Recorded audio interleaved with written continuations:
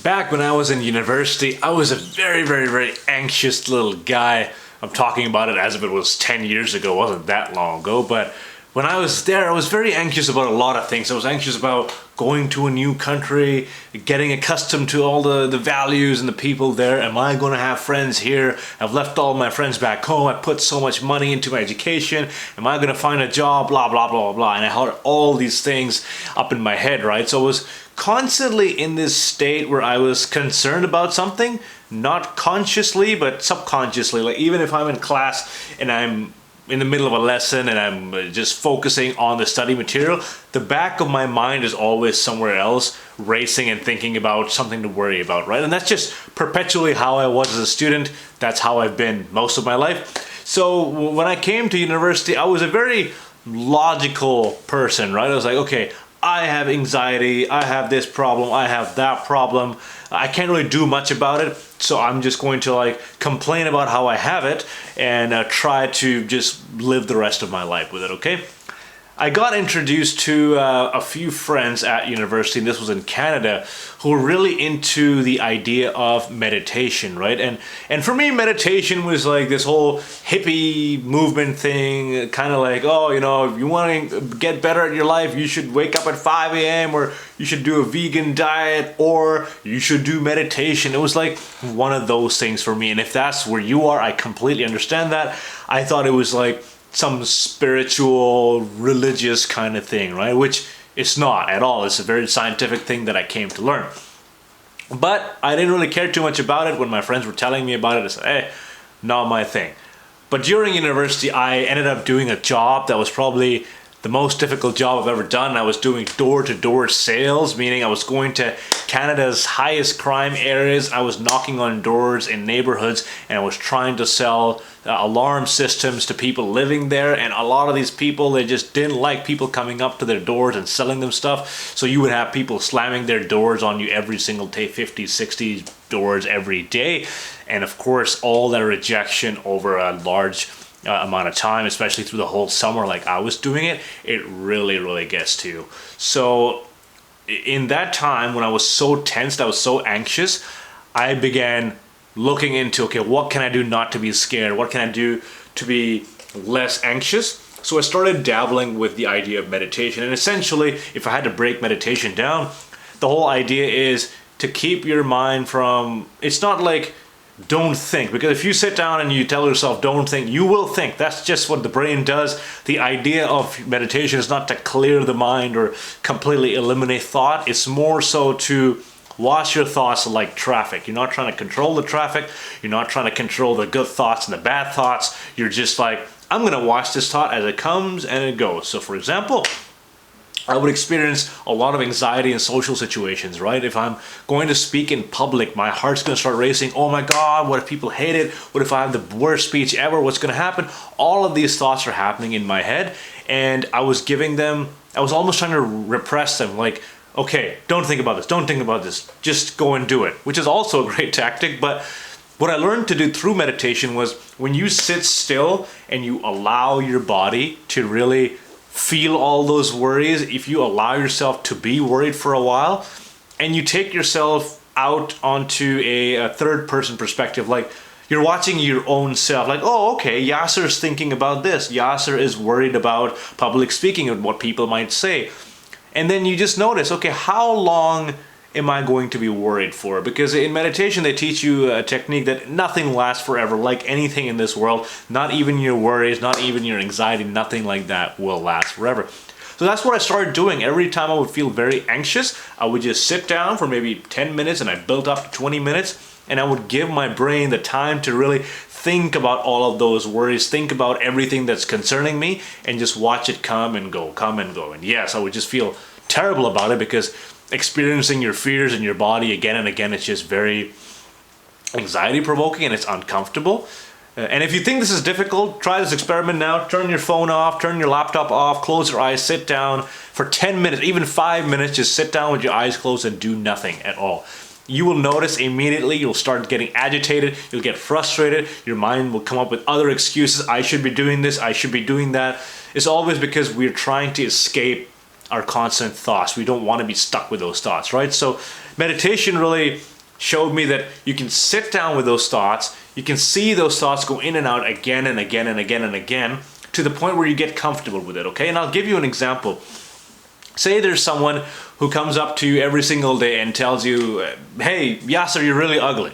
The first time you might be like, oh my God, this guy called me ugly, blah, blah, blah, and you're all affected by it, right? But then the second day the guy comes up and says, Yasser, you're really ugly. And you're like, okay, you said that yesterday. And then the third day comes, Yasser, really ugly. And for the next 2 weeks, every single day, you know this person's gonna come up to you and say the same thing again and again and again and again. Eventually, you're gonna be like, yeah, I know he's gonna come, he's gonna say this thing to me, and he's gonna leave. That's just how it's been. I'm no longer affected by it because I know what happens. I know how I experience it. I've dealt with that so many times that it no longer bothers me. Do I think about it? Does it still happen? Yes. Does it bother me? No. That's kind of how meditation works. Your anxiety, your fears, all of them, when you experience them on a regular basis, you sit down for 10, 20, whatever minutes, you learn to accept all your worries and your fears and all the good things and the bad things. They run through your head again and again and again and again. Say if I'm really anxious about public speaking, every time I sit down and meditate, some sort of public speaking fear comes through my mind and I sit through that fear again and again. Eventually, when I go up on stage and I start talking to people, it's no longer a problem because I've experienced that anxiety so many times when I'm at home meditating. So you don't meditate to prepare yourself for a situation, you meditate just about every single day. So if something does happen like that, you are prepared. So during my time at university, when I started meditating regularly, I started doing maybe 20-minute sessions twice a day.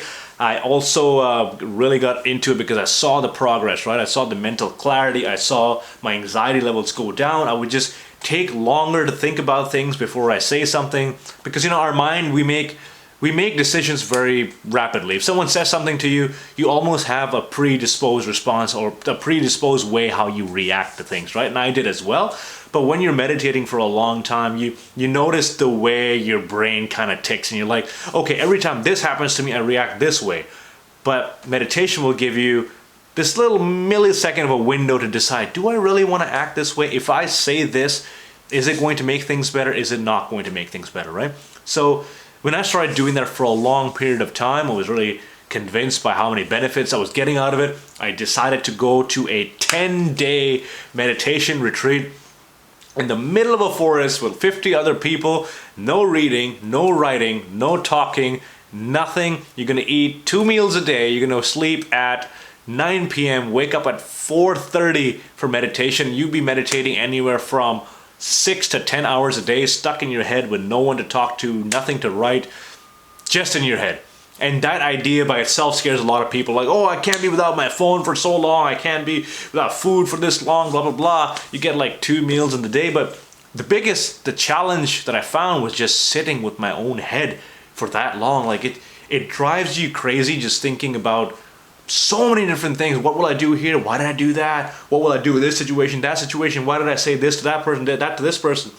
So it showed me how much my brain is always thinking about things and how much I'm trying to run away from it. So when I came back from my retreat, I actually did it in the middle of my final thesis during my Master of Education.